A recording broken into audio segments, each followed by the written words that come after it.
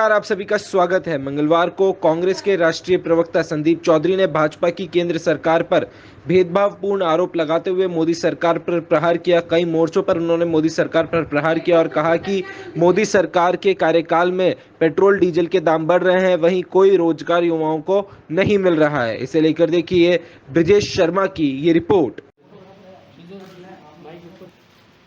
भीलवाड़ा की पावन धरा पे आप सबसे रूबरू होने का मौका मिला है। आपको पता ही है कि राजस्थान के अंदर 3 सीटों पे उपचुनाव 17 तारीख को होने जा रहे हैं।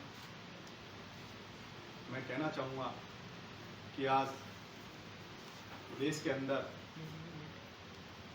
पिछले 4 महीने से इस देश का किसान देश की राजधानी को चारों तरफ से घेर के बैठा है।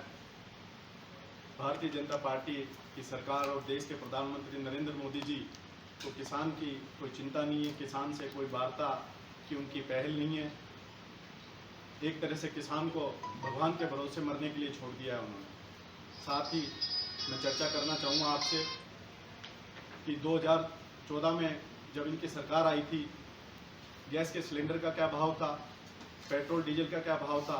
आज 7 साल में ही पेट्रोल डीजल और गैस सिलेंडर पे लगभग दुगने से ज़्यादा भाव हो चुका है।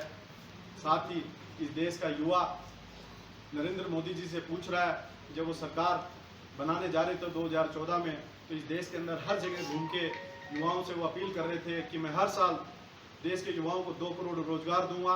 मैं आपके माध्यम से पूछना चाहूँगा इस देश की भारतीय जनता पार्टी की सरकार से कि 2 करोड़ के हिसाब से 14 करोड़ रोजगार युवा का बनता है, तो कितने युवाओं को इन्होंने रोजगार दिया। साथ ही अभी 5 रोज पहले ही आप लोगों को पता लगा होगा, सभी नेशनल चैनल्स में, सभी अखबार्स में फ्रांस के ऑडिट डिपार्टमेंट की तरफ से एक खबर आई थी कि राफेल के अंदर बाहर के किसी बिचौलिए को धन दिया गया है।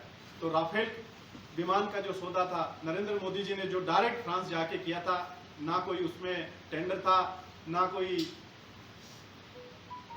टेंडर मांगे गए थे, तो किसके कहने से वो सौदा उन्होंने किया। और उस बिचौलिए का नाम भारतीय जनता पार्टी को उजागर करना चाहिए कि वो जो रिश्वत फ्रांस की एजेंसी की जांच ऑडिट में सामने आई है कि बिचौलिए को रिश्वत दी गई, उस बिचौलिए का नाम इस देश की जनता को बताना चाहिए।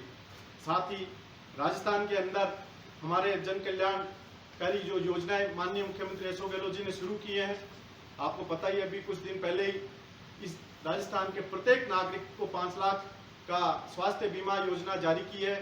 राजस्थान के प्रत्येक व्यक्ति को इस योजना का फायदा होगा। साथ ही पिछले 2.5 साल में 1.5 साल जो कोरोना पीरियड निकला, उसके अंदर जो हमारा मैनेजमेंट था पूरे देश के अंदर सबसे शानदार था। सबसे कम होते कोरोना से राजस्थान के अंदर। उसका कारण ये था कि माननीय मुख्यमंत्री जी का कोरोना मैनेजमेंट, जिसकी पूरे देश के लोगों ने तारीफ की है, प्रधानमंत्री जी ने भी तारीफ की है अशोक गहलोत जी की, कि इनके राज के अंदर इनकी जो व्यवस्था थी वो 1 नंबर थी। साथियों, आज हम आपके बीच उपस्थित हुए हैं कि देश का ना किसान पीड़ित है, बल्कि देश का युवा भी इस भारतीय जनता पार्टी की सरकार से पीड़ित है, देश का व्यापारी पीड़ित है। आज देश के अंदर भय का वातावरण बनाया हुआ है। देश के अंदर हर आदमी पे भारतीय जनता पार्टी अपनी सोच लागू करना चाहती है, चाहे वो ईडी के माध्यम से हो, चाहे सीबीआई के माध्यम से हो, चाहे इनकम टैक्स के माध्यम से हो। आपने यहाँ देखा ही होगा पितलिया जी के साथ जो इन्होंने सरकारी एजेंसी का दुरुपयोग करके किस प्रकार से कर्नाटक में उनके व्यापार पे अटैक करके उनका नामांकन वापस करवाया, वो सब आपके सामने है।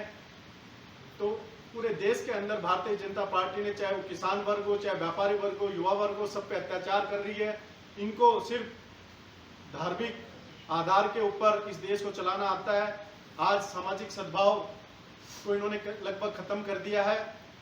साथ ही मैं बताना चाहूंगा कि राजस्थान के अंदर सुजानगढ़, राजसमंद और साड़ा सीट पे जो 17 तारीख को चुनाव है, राजस्थान के मुख्यमंत्री माननीय अशोक गहलोत जी की जन कल्याणकारी नीतियों की वजह से तीनों ही सीट हम अच्छे बहुमत से जीतने जा रहे हैं। अब आपका कोई सर, आप कह रहे हो कृषि कानून को लेकर, हाल ही में 2 दिन पूर्व केंद्रीय कृषि राज्य मंत्री कैलाश चौधरी जी यहाँ आए थे। जी। उन्होंने कहा कि कृषि कानून को लेकर कोई मेरे को काला शब्द बता दें या उसमें से किसान की जो 1 इंच जमीन जाने की बात कह रहे हैं कोई साबित कर दे तो मैं राजनीति छोड़ने को तैयार हूँ। जी, तो मैं आपके माध्यम से कैलाश जी से पूछना चाहूँगा कि कैलाश जी हमें एमएसपी की गारंटी दे दें लिखित में, साथ ही इस कानून का एक भी फायदा वो कैलाश जी हम बता दें, हम शेयर्स मानने को तैयार हैं। ज्योतिरादित्य सिंधिया ने भी कहा राजस्थान के मुख्यमंत्री और कमलनाथ एक ही सिक्के के 2 पहलू है, वहाँ किसानों के साथ गलत हुआ इसलिए मेरे को सरकार छोड़कर दूसरे का दामन थामना पड़ा। देखिए, ज्योतिरादित्य सिंधिया जी को तो कुर्सी चाहिए थी, आज उनकी बुआ को राजस्थान में कोई पूछ नहीं रहा है और उनको बुला के प्रचार करा रहे हैं, तो भाजपा की कथनी और करनी में फर्क आपको पता ही है।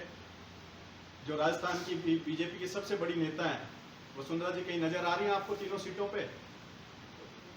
और वसुंधरा जी को छोड़ के उनके भतीजे की जरूरत पड़ गई साड़ा के अंदर। तो भाजपा की कथनी में अंतर आपको पता ही है। गोविंद सिंह डोटासरा द्वारा शिक्षक के लिए बयान दिया था नाथी का बाड़िया साहब, देखिए, क्या मानते हो राजस्थान समाज से शिक्षक आता है? शिक्षक कतई हताश नहीं है। गोविंद सिंह डोटासरा जी ने एक सामान्य भाषा के अंदर जो अपनी लोकोक्ति है उसका प्रयोग किया। उनके जिले के शिक्षक थे और उनसे संबंधित शिक्षक थे, उनको बिठा के उन्होंने चाय पानी भी पिलाया और उनकी बात भी सुनी। पर एक अनुशासन नाम की भी चीज होती है, तो अनुशासन के लिए पूछा गया था, अनुशासन की वजह से उनसे पूछा गया था कि आप छुट्टी लेके आए हैं या किस प्रकार से आए, तो ये कोई बुरी बात भी नहीं इतना पूछना। कोई राजनेता के घर पीड़ा लेके नहीं जा सकता? नहीं, तो पीड़ा लेके जाना, राजनेता अगर सरकारी कर्मचारी तो आदमी ये तो पूछ ही सकता है ना कि छुट्टी लेके आया या पर तो आजकल ईमेल के माध्यम से या किसी भी व्हाट्सएप के माध्यम से भी पहुंचता है। कोरोना को लेकर जगह जगह सवाल उठ रहा है सर, वैक्सीनेशन की कमी है। वैक्सीनेशन की बिल्कुल कमी है। आपको पता ही है कि इस देश के अंदर मोदी जी ने बाहर निर्यात का वो कर दिया था, आज निर्यात पे रोक लगा के सिर्फ देश के लोगों के लिए वैकेशन होनी चाहिए। और मेरा ये मानना है कि जल्दी शायद अशोक गहलोत जी ने मुख्यमंत्री जो हमारे उन्होंने पत्र भी लिखा है प्रधानमंत्री जी को कि वैक्सीनेशन की कमी है राजस्थान के अंदर, उसको जल्द पूरा किया जाए। सचिन पायलट और अशोक गहलोत साथ है, लोगों भाजपा का आरोप है कि मन मिले साथ में लेकिन मन नहीं मिला हुआ सर।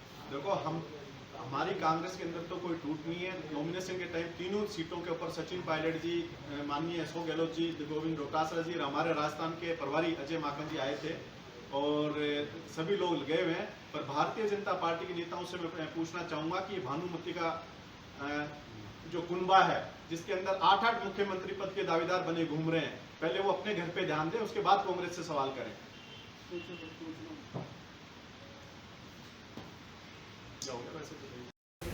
नमस्कार साथियों,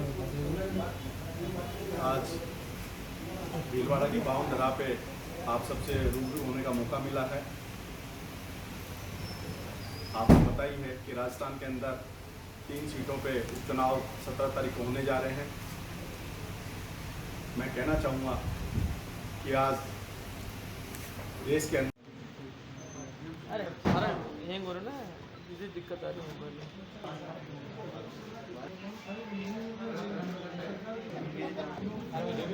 में।